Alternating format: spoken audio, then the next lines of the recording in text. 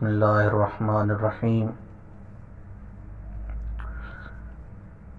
آپ سب مومنین کرام کی خدمت میں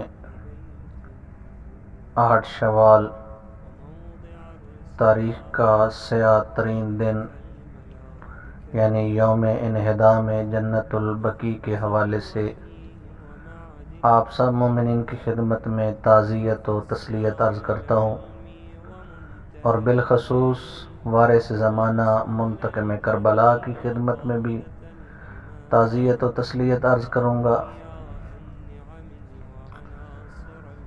اے خاک مدینہ، تیری گلیوں میں ابھی تک ہم بنت پیغمبر کی لحد ڈھونڈ رہے ہیں۔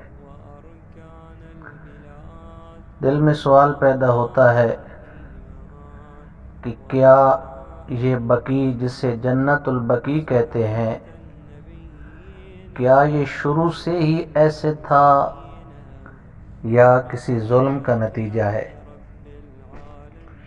تو آئیے جنت البقیع تاریخ کے آئینے میں دیکھتے ہیں۔ سامعین محترم، بقیع حرم نبوی کے بعد مدینہ کا اہم ترین اور افضل ترین مقام ہے۔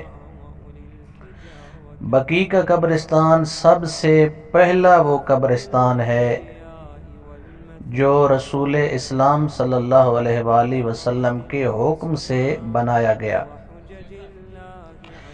بقیع کی اہمیت اور فضیلت میں اتنا ہی کہنا کافی ہے کہ پیغمبر اکرم صلی اللہ علیہ وآلہ وسلم نے اس کے بارے میں ارشاد فرمایا، بقیع سے 70,000 لوگ محشور ہوں گے جن کے چہرے 14ویں کے چاند کی طرح چمک رہے ہوں گے۔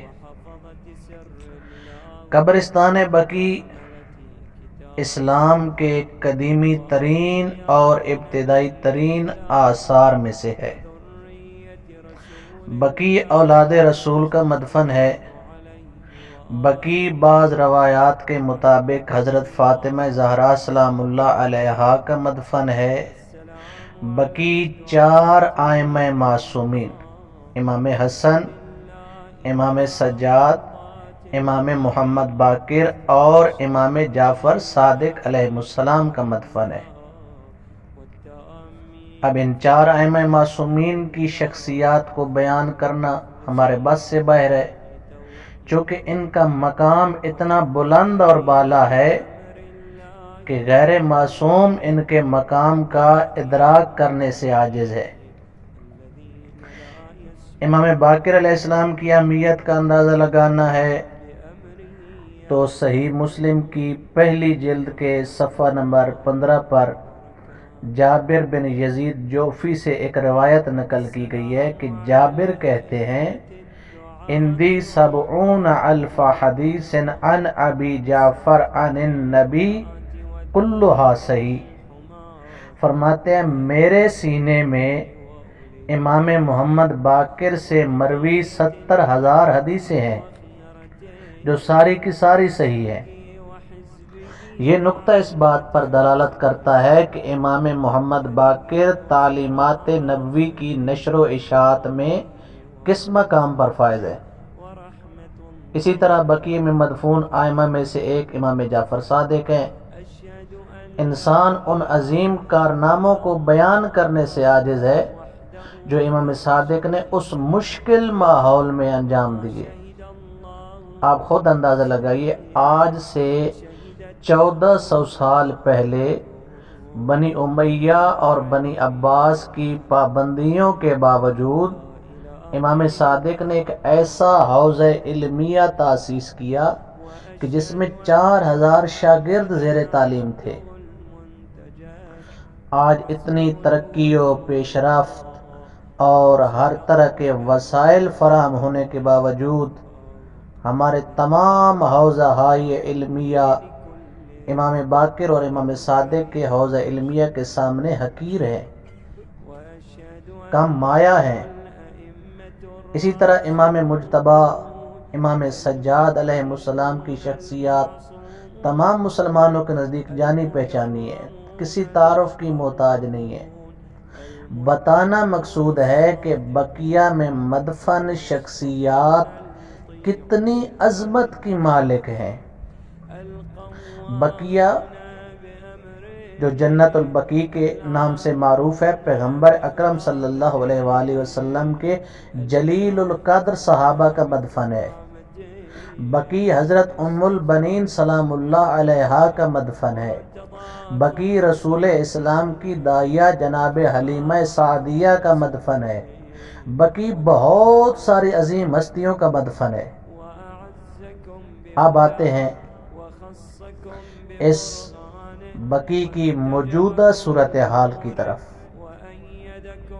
اس وقت بقیع میں تمام قبریں چاہے ائمہ کی ہیں یا اصحاب و ازواج کی ہیں، ایک طرف روضہ رسول کی رونقیں، دوسری طرف اولاد اصحاب و ازواج کی قبروں کی ویرانی، اور یہ ایک سوالیہ نشان ہے ہر باضمیر انسان کے لیے کہ کیا وجہ ہے جس پیغمبر نے قبروں کا احترام کرنے کا ہمیں حکم دیا،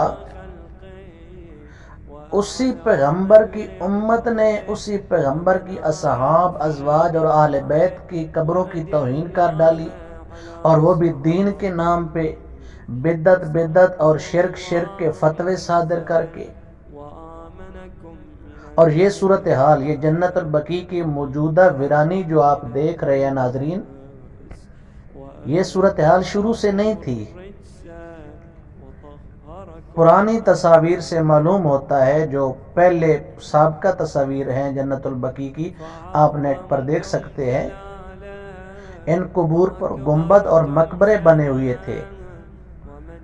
ائمہ معصومین اور بہت سارے صحابہ کی قبروں پر مقبرے بنے ہوئے تھے۔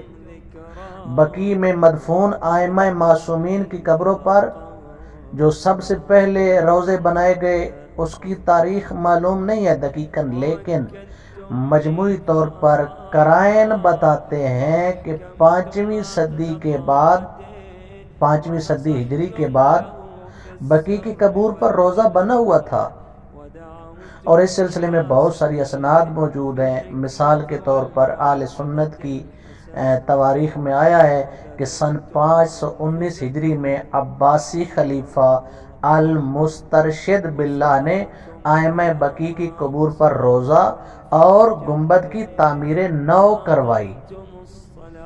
تعمیر نو یعنی پہلے سے ان قبروں پر گنبد بنا ہوا تھا، جس کی سن 519 میں ہجری میں دوبارہ تعمیر کروائی گئی۔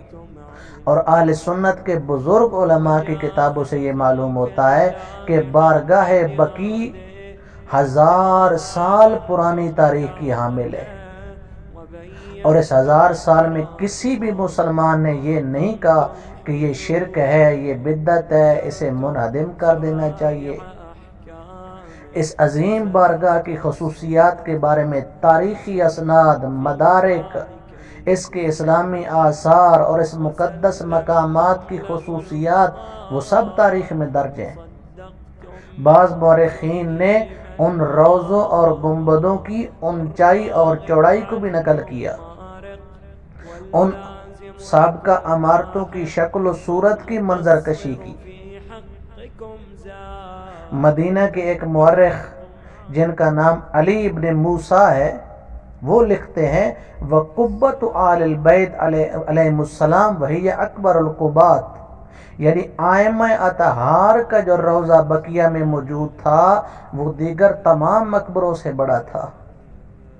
اس کا مطلب ہے یہ ویرانی پہلے نہیں تھی، یہ ویرانی اس ظلم و ستم کا نتیجہ ہے جو 8 شوال 1344 ہجری میں دشمنان اہل بیت کی ناپاک اور نجس ذریت نے کی ہے۔ 1344 ہجری 8 شوال کو دشمنان اہل بیت کی ناپاک اولاد نے بدعت اور شرک کے فتووں میں اس عظیم قبرستان پر بلڈوزر چلا دیے اور جنت کو ویران کر دیا۔ اور اس سے بڑی افسوسناک بات یہ ہے کہ نہ توہین صحابہ کا فتویٰ صادر ہوا، نہ توہین ازواج رسول، نہ توہین اہل بیت۔ آج موجودہ صورتحال آپ دیکھ سکتے ہیں، چند روز پہلے مسجد نبوی میں چند سیاسی آوازیں لگائی گئیں، ہر طرف سے توہین مسجد نبوی کے فتوے، اور بعض عاشقان رسول نے تو ٹی وی چینل پر رو رو کر عقیدت مندی کا اظہار کیا۔ تو ان سے پوچھنا چاہوں گا، کیا بات ہے 8 شوال ہر سال صرف شیعہ ہی 100 کیوں مناتے ہیں؟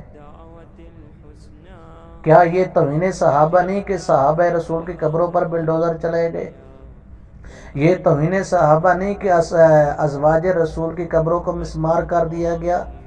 یہ توہین صحابہ نہیں کہ رسول کے اہل بیت کے قبروں کے نشان، اور بالخصوص ان کی پاک بیٹی جناب سیدہ، جن کے متعلق پیغمبر نے فرمایا الفاطمہ بضعۃ منی، فاطمہ میرا حصہ ہیں، ان کی قبر کو منہدم کر دیا؟ کیوں نہیں آپ رو رو کر بتاتے ٹی وی چینل پر کہ 8 شوال 1344 کو جو ظلم ہوا ہے، اس ظلم کا نتیجہ یہ ہے کہ روضہ رسول پر گنبد ہے، چراغاں ہے، رونقیں ہیں، اور جس کو رسول نے اپنا حصہ کہا تھا، اپنا ٹکڑا کہا تھا، اس کی قبر دھوپ پہ ہے، کوئی روشنی کرنے والا نہیں وہاں اس قبر پہ۔ زیارت کرنے کے لیے جانے کی اجازت نہیں دی جاتی وہاں پہ۔ لیکن بہرحال واللہ عالم کیا مجبوری ہے امت مسلمہ کی کہ اتنے بڑے سانے پر، اتنے بڑے کبیر فعل پر امت مسلمہ خاموش کیوں ہے؟ لیکن ہمارے نزدیک یہ کبیر فعل کل بھی خلاف اسلام تھا، آج بھی خلاف اسلام ہے۔ جب تک جنت البقیع کی نئے سرے سے تعمیر نہیں ہوتی، ہم عاشقان رسول، عاشقان اہل بیت اطہار یہ احتجاج کرتے رہیں گے۔